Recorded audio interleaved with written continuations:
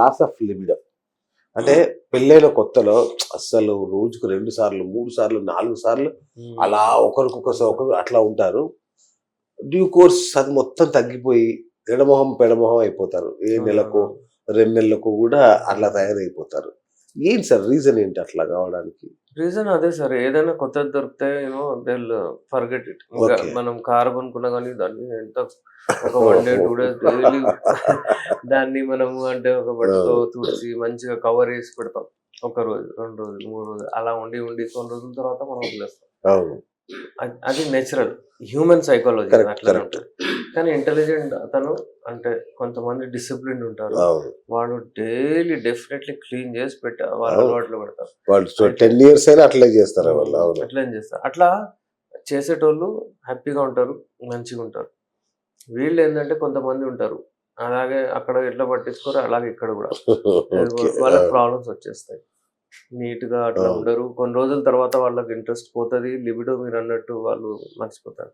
ఇంకో కారణం దీనికి సైంటిఫికల్లీ ఒకవేళ చూస్తే ఎందుకు ఇట్లా అవుతుంది అంటే లిబిడోని అంటే పెట్టేది అగైన్ టెస్టోస్టెరాన్ హార్మోనల్ ఇంబ్యాలెన్స్ అవ్వకూడదు. ఓకే. ఇది తగ్గిపోతే కూడా లాస్ ఆఫ్ లిబిడో అవుతుంది. ఓకే. అట్రాక్షన్ అవ్వదు. అంటే యూజువల్లీ ఏంటంటే సార్ మెడిసిన్స్ కంటే ఎక్కువ ఇప్పుడు పెళ్లి కాని అబ్బాయిలు నా దగ్గర వస్తారు. మెడిసిన్స్ తీసుకుంటారు. సార్ నాకు రావట్లేదు సార్ ఏం చేయాలి అని అడుగుతారు.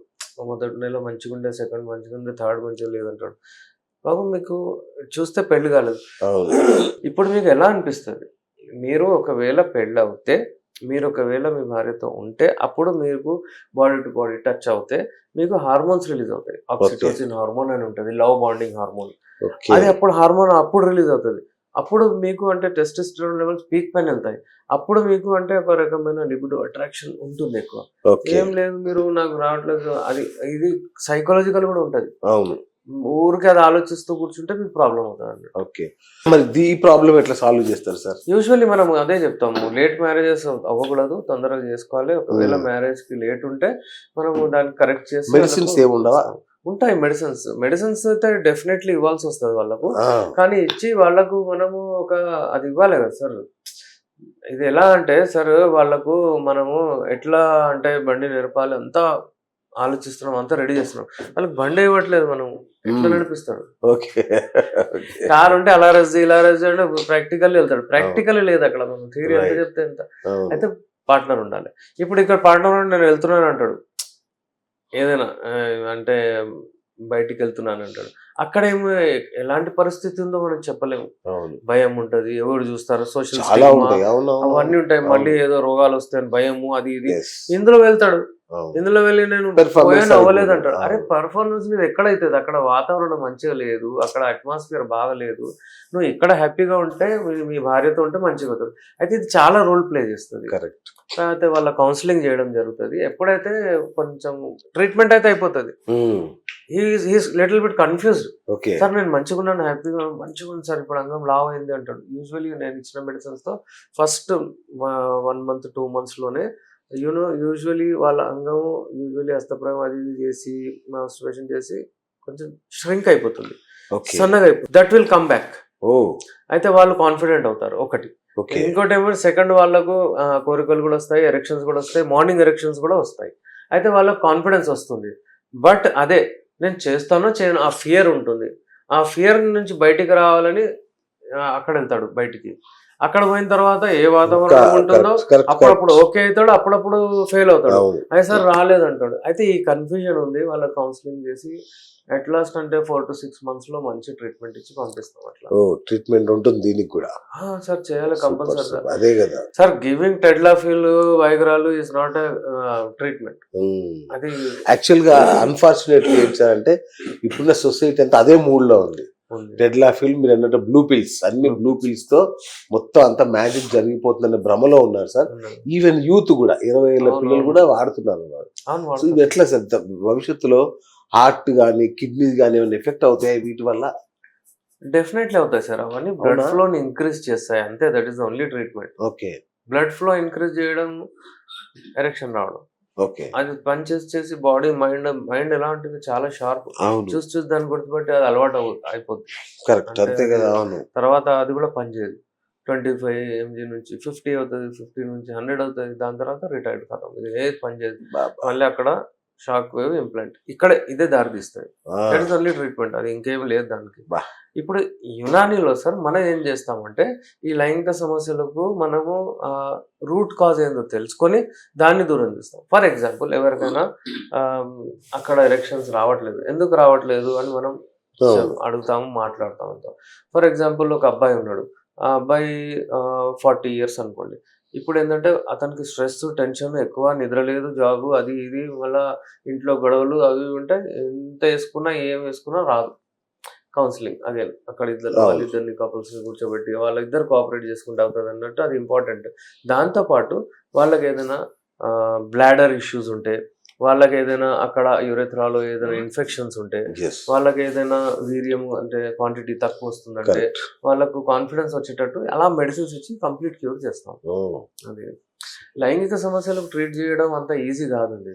బట్ ఒకసారి మనము వాళ్ళకు మంచి ట్రీట్మెంట్ ఇచ్చి వాళ్ళ కాన్ఫిడెన్స్లో తీసుకొని చెప్తే వాళ్ళు కూడా ఫాలో అవుతారు. రైట్. ఇంకొకటి సార్, ఈ లైంగిక సమస్యలు ఏవైతే ఉంటాయో బయటికి చెప్పుకోనంత వరకు ఒక రకంగా చాలా డిప్రెషన్లో ఉంటారు అబ్బాయిలు. వన్స్ బయటికి వైఫ్కి తెలిసింది అనుకోండి, అప్పుడు ఇంకా పరిస్థితి చాలా దారుణంగా ఉంటుంది. అప్పుడు అంటే ఇట్లాంటి ఇష్యూస్ని సాల్వ్ చేయడంలో పార్ట్నర్ రోల్ ఎంత ఉంటుంది సార్? ఈదర్ వైఫ్ కావచ్చు, అతను లేడీ కావచ్చు.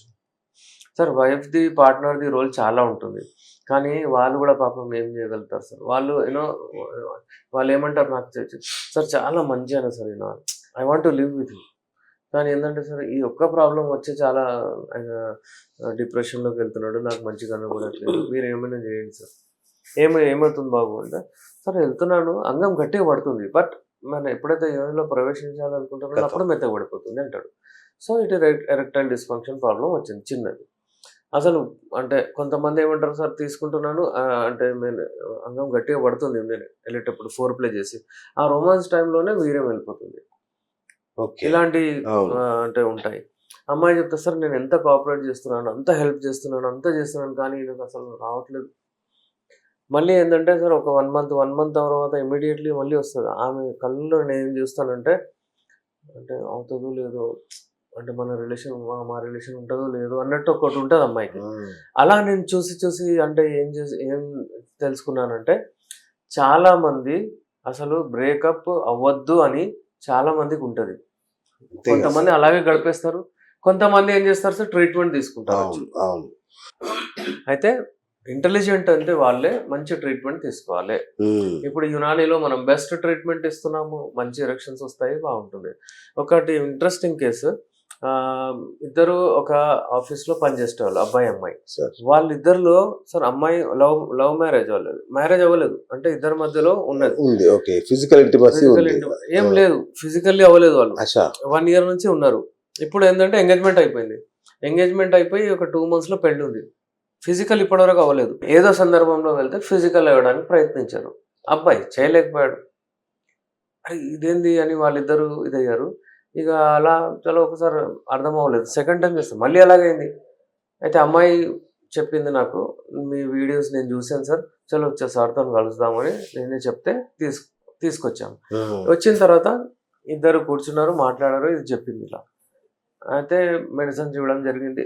1 month తర్వాత వచ్చారు సార్, కొంచెం ఉంది అని అబ్బాయి చెప్పాడు. అమ్మాయి సార్ నేను ఏం చేయాలి సార్, ఇప్పుడు పెళ్ళి ఉంది సార్ నెక్స్ట్ మంత్, అని అదే డిసిషన్ తీసుకోలేకపోతున్నాను అంటుంది. నాకు చేసుకోవాలని ఉంది, కానీ నేను డిసిషన్ తీసుకున్నాను. అబ్బాయి ఉన్నాడు పక్కన, చెప్తుంది అదే కదా.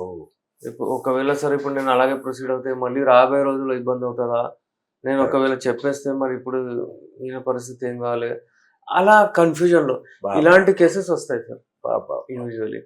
మళ్ళీ ఇద్దరికి చేయడం జరిగింది, మళ్ళీ మెడిసిన్స్ ఇవ్వడం జరిగింది, వాళ్ళు వాడిన తర్వాత కాన్ఫిడెన్స్ అయింది, కాన్ఫిడెన్స్ వచ్చింది అబ్బాయికి కూడా, ఇప్పుడు చేశాడు అన్నట్టు అయితే వాళ్ళకు నిదానంగా సెటిల్ అయిపోయింది.